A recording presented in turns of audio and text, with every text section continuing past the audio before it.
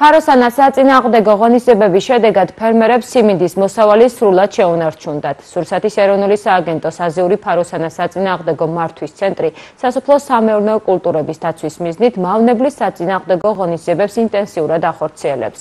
ნაკვეთების თერმული ნისლი დამუშავების პარალელურად საყანე ფართობებით ცივი შესხურების ტექნოლოგიით იწამლება, რაც მაღალი ეფექტიანობით გამოირჩევა და მოსავლის შენარჩუნებას მაქსიმალურად უწყობს ხელს.